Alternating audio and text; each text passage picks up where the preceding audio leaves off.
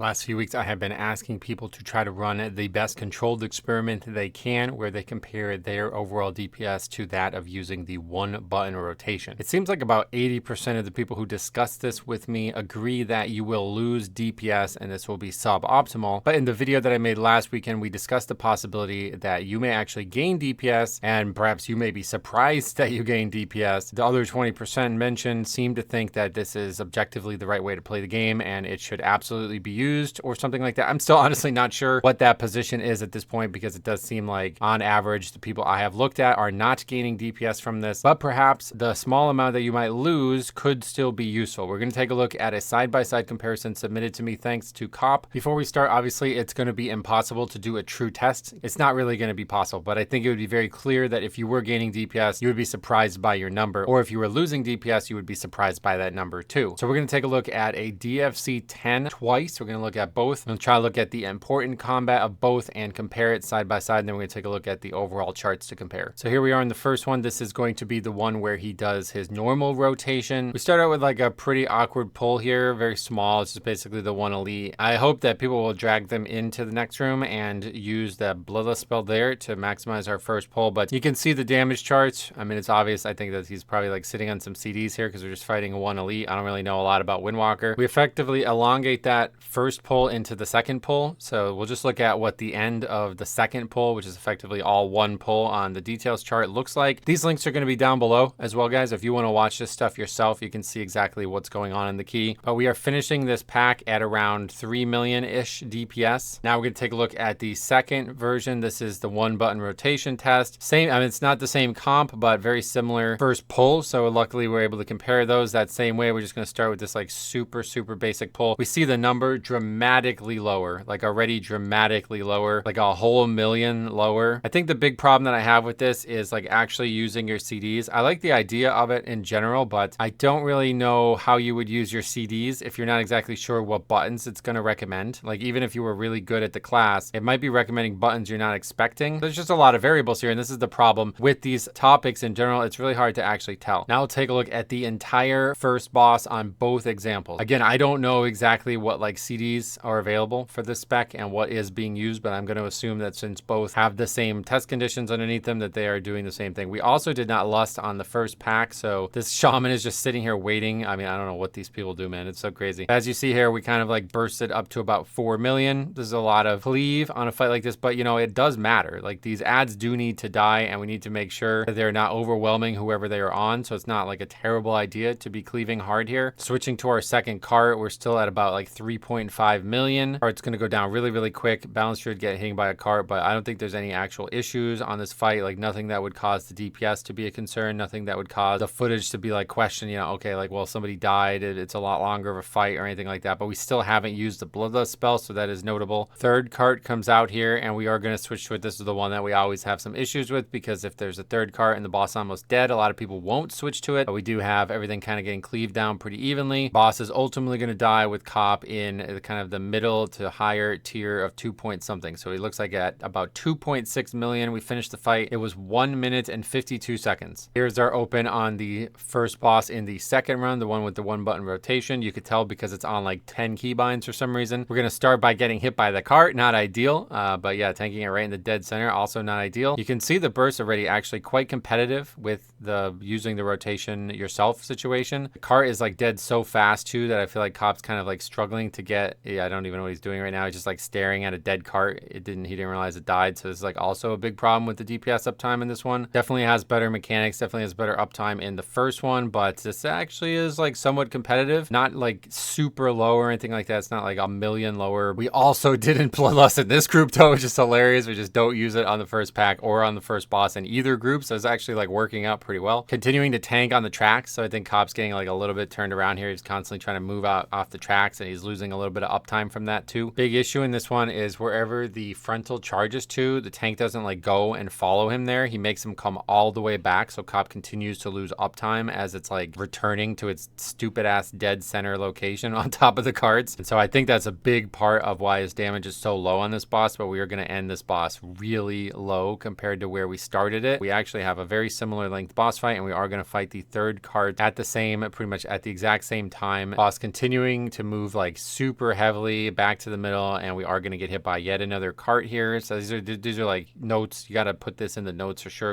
In this instance, he's going to finish at about 2 million, 2.05, and that fight actually took 2 minutes and 0.45 seconds, so just slightly longer. Again, neither used Bloodlust. This next pull is also a really big one. It's one of the harder pulls in here, and it's usually like a pretty high volume pull with like a lot of mechanics, so we're going to take a look at this one as well. I think a lot of the times people are going to have a decision to make on that boss, if especially on a higher key, if it's a little bit longer, about whether or not you use your CDs on this pack or use them again on the previous boss. As we see, this is us doing our own rotation. Our damage is quite weak here. 4 million for most of the pack, kind of rising up right at the end and actually doing pretty good numbers. So we're going to finish that pack just around 4 million. Again, we're in the one button rotation thing. We see like dramatically lower numbers on this pull here. He's actually losing to the tank on this pull. We see like insanely weak burst as well, like barely cresting like 1.5 million during like the beginning of the pack. I'm not sure, you know, who knows? Is that because of the rotation? Is that because of something else? You guys can tell me. But yeah, we're going to finish this pack at pretty much just under 3 million. Kind of goes like up and down, but we ultimately about 3 million-ish is where we end up. Second boss, still haven't used the Bloodlust spell, by the way, but we are going to fight the second boss here. Start the boss this time. We're actually going to use the Bloodlust spell. So we see like relatively weak burst coming out from Cop. He gets the mechanics immediately, so presumably this would not be ideal. I would imagine if you're opening on a boss with Bloodlust, immediately have to run out of melee. Struggling to get up to 1 million DPS right now, doing our own rotation. Cop also choosing to move out of melee range for the tornadoes. I don't believe that's mandatory. I think you can just sidestep them, so that's another DPS loss. And we're going to run through the fire to get to the save spots, which is, I guess, good DPS uptime or something, but we're going to do it. Still kind of struggling to crest 1 million. It's been pretty much the whole half of the fight here. We're doing about 1 million. Damage is recovering. We're about a minute and a half into the fight, and we're now doing 1.1 million, actually competing and beating the Balance Druid now. So yeah, damage is a little bit more adequate here now that we have like better uptime and stuff, you know. But now again, we're gonna like roll out and do this mechanic. I don't know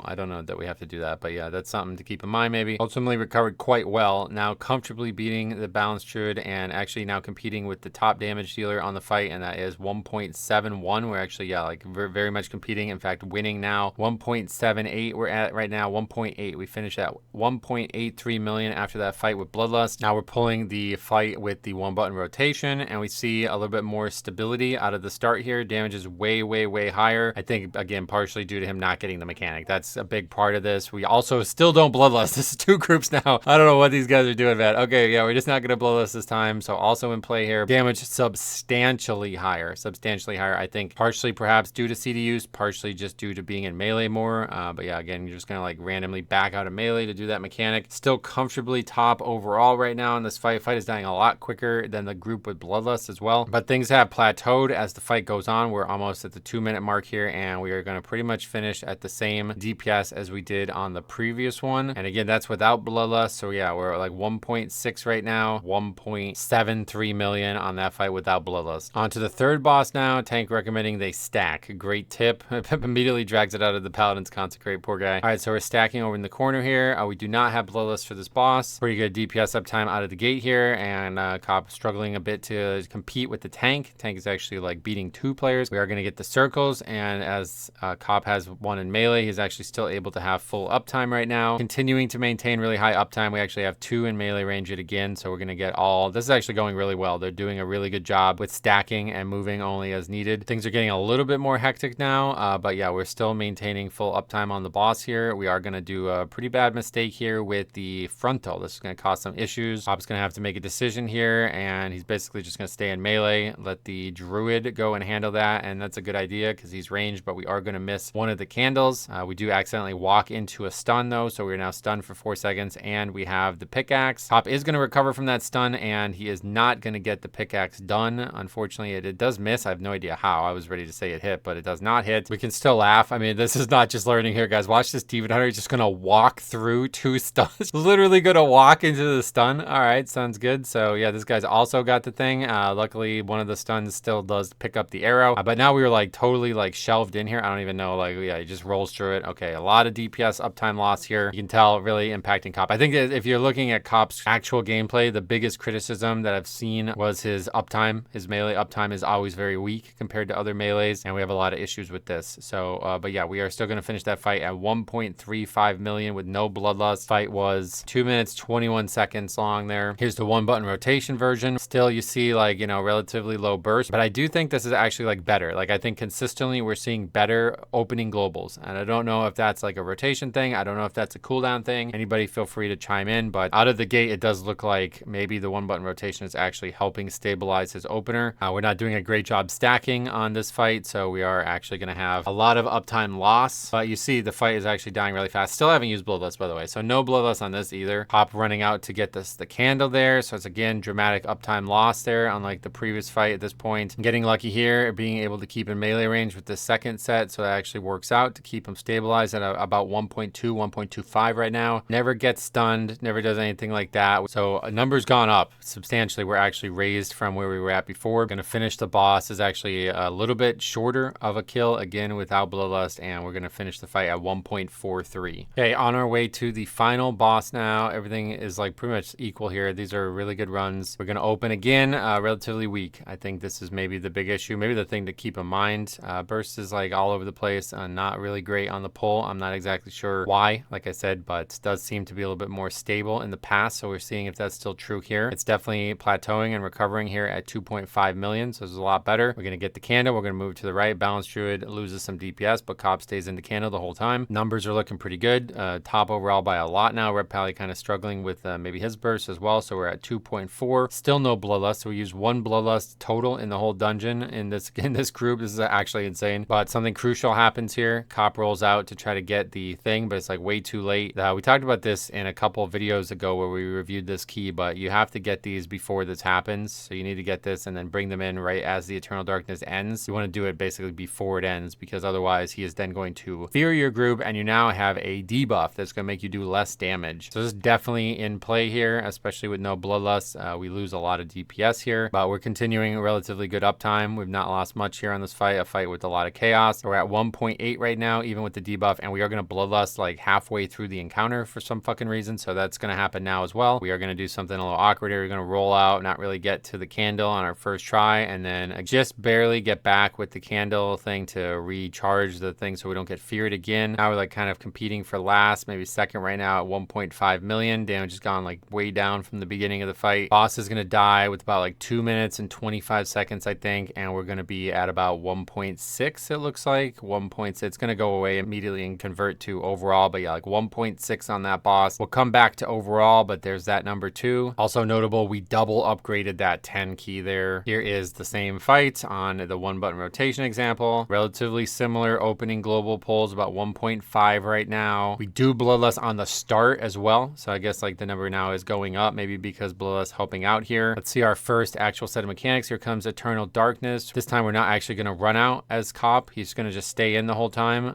which I guess is like good for his damage, but yeah, I'm not really sure why he chose to do that on that fight, but not on the other one. So his damage is like way higher at this point, 2.2 right now, with Bloodlust plus everything else going a lot better for these guys. A minute into the fight now, still well over 2 million, partially due to the uptime. I think that's probably like the main thing is the uptime. Still well over 2, just comfortably top by a lot. Like everybody else is really struggling, I guess, doing a lot of the mechanics themselves. He doesn't really do a lot of the candle seeking, I guess what you would call it, like just kind of standing here auto attacking, and we are actually going to get another failure, that same type of failure. We do not get the candles in before the mechanic is over, so we now get the debuff at the end of the fight. Also opportunity for like a bit of pad, quote unquote, like killing these small ads. Cop never really seems to do that. We're going to finish this fight pretty similar, 1.7, maybe a little bit higher, 1.6, 1.7, and that was a 2 minute and 25 second kill. So even though we Bloodlust on the pull, it was pretty much the exact same timer. We do not double upgrade that, but it's not by much. Okay, so we have the overall chart on the screen. Okay, so this is like hard to really compare again because everybody's DPS is different, but we're gonna try. Okay, so we have the total added up DPS. All right, I have all the numbers here. The DPS of the entire group in the key he did the one button rotation is way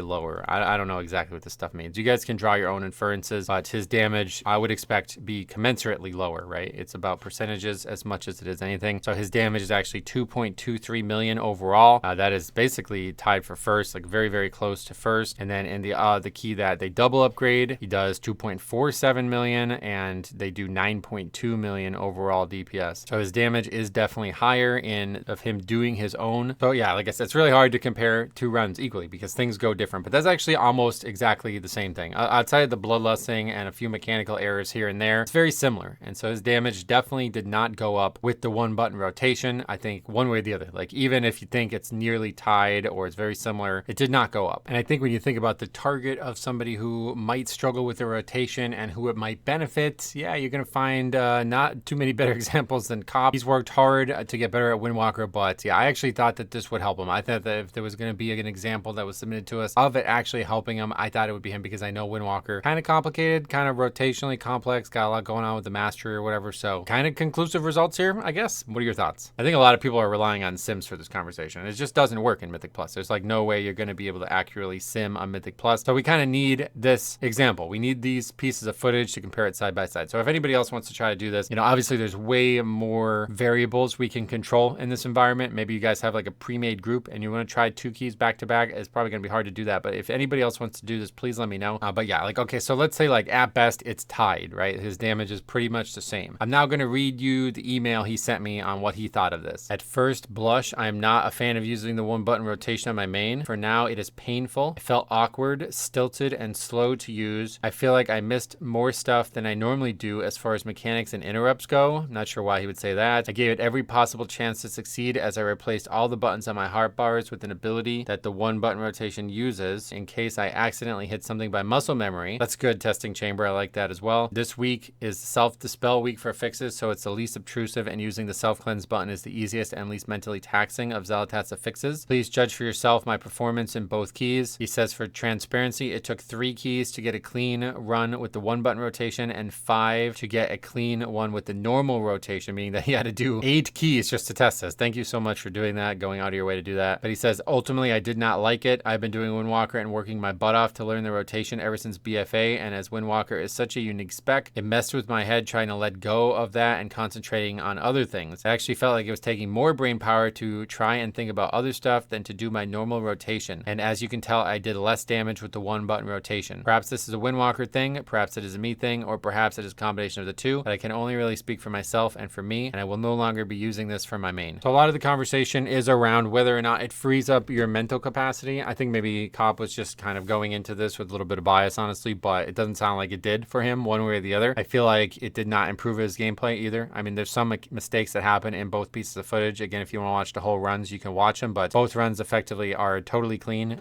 The one has 2 deaths, the other has 0. There's no deaths from his part. There's some mechanical DPS loss because of things that go wrong, but I don't really consider this dungeon one that would ever really tax you. And this is a 10. He's actually done higher than 10s now. This is pretty much a farm key, and DPS is pretty much the only focus in here. And as you see, it did not substantially impact that, I think. So I don't know if anybody has any thoughts on this now that you've seen that, let me know. I'm sure you guys can point to like a lot of reasons that it's flawed, but I think ultimately the comparison is that the DPS has been lowered by using the 1-button rotation, and it did not substantially free up his mental capacity or whatever you want to say. Like, it did not substantially impact his ability to do mechanics. And I stand by this statement that the rotation is mostly brain off. A couple people have tried to debate this with me, honestly, but can't see it. As somebody who's played for as long as I have, maybe that's the bias I carry, and maybe if you're like brand new or something like that, it could be difficult. Some people are suggesting that like they have like priority lists that are very complicated to understand, but I mean, you can just use a weak core. Like, there's already add-ons that help you with this. There's really nothing in my head that would suggest to me that like you are actively using significant brain power every time you press a global over the course of a 30-minute dungeon. I just can't believe that. That would indicate that you're not getting better at your class. So I don't think this works. I don't think this helps in Mythic Plus, but I'm eager to hear your guys' thoughts. So thanks for watching. I think this comment section is going to be very interesting, so make sure you guys stay tuned. And yeah, if anybody has any strong convictions or any actual like math to compare, or especially recordings, please send it my way. Thank you for watching. We'll see you guys in the next one.